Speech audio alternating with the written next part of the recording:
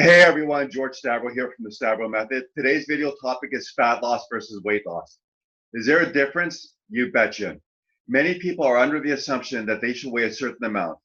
Often they arrive at this value by reading obsolete height weight charts that don't take into consideration body fat percentage and bone density, or they base it on a weight that they were 10 years ago. I'm here to tell you what to look at and what not to look at. First, I'll focus on the difference between fat and weight loss. What's the difference? Weight loss is basically the difference shown on the scale over a period of time. The scale doesn't tell you much though. Was it good or bad weight that you lost? Fat loss is different. It may not show up as a difference on the scale.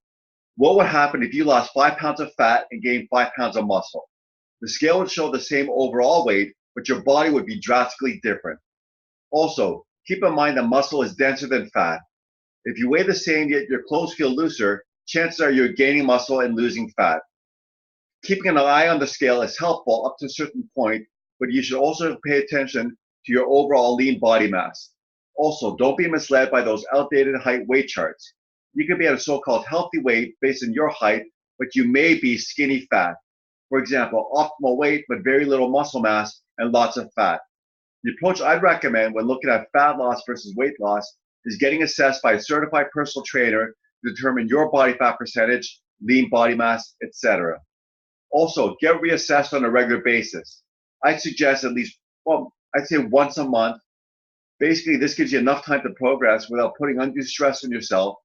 And at that point, you can see if it's just weight loss or fat loss, which is what most people are looking for. And in the meantime, if you have any questions on health and wellness I can help you out with, feel free to email me at george@thestavrou.com.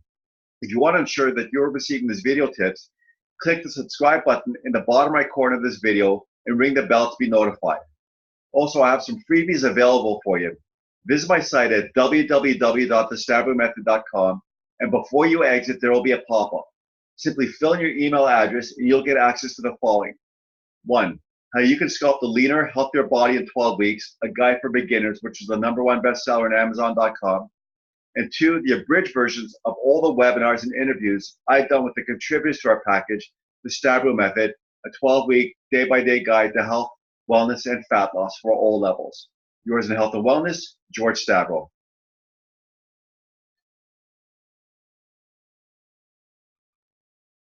Hey everyone, George Stavrou here once again from the Stavrou Method.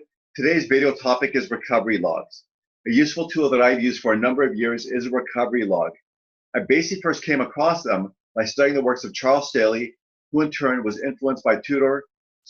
Tudor Bomba of Romania and Dr. Ladislav Pataki of Czechoslovakia. To monitor your recovery, I suggest you record the following data each morning. Sleep quality. 5 is very deep, 4 is normal, 3 is restless, 2 is bad with breaks, 1 is not at all. Tiredness sensation. 5 is very rested, 4 is normal, 3 is tired, 2 is very tired, 1 is painfully tired. Training willingness. 5 very good, 4 is good, 3 is poor, 2 equals trained because I should, and 1 did not train. Body weight shift. 3 within 2 pounds of average. 2 3 or more pounds higher than average. 1 3 or more pounds less than average. Waking pulse. 3 within 2 beats of average. 2 3 or more beats less than average. 1 3 or more beats higher than average. Before beginning, you need to establish some baseline figures. Monitor both your waking pulse and body weight for a period of up to 7 days. Find the average of them and use that as your baseline. Within 30 minutes of waking each day, record your answers to all 5 questions. The higher the total, the better your recovery from your previous sessions. Your score can range from 5 to 25. If your score is 15 or higher, you can train that day. Another effective method is averaging all 5 scores. According to Charles Staley, intensive training should only take place if a score of 3 on each item here is reached. Regardless of the methods that you use, I highly recommend using a recovery log to ensure optimal recovery from workout prior to your next intense training session. In the meantime, if you have any questions on health or wellness that I can help you out with, email me at george@thestavrou.com. If you want to ensure that you're receiving these video tips, click the subscribe button in the bottom right corner of this video and ring the bell to be notified. Also, I have some freebies waiting for you. Just visit my site at www.thestavrowmethod.com, and before you exit, there will be a pop-up. Simply fill in your email address, and you'll get access to the following. 1, how you can sculpt a leaner, healthier body in 12 weeks, a guide for beginners, which is the #1 bestseller on Amazon.com.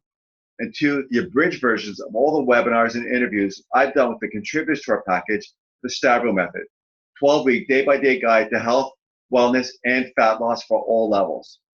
Yours in health and wellness, George Stavrou, the Stavrou Method.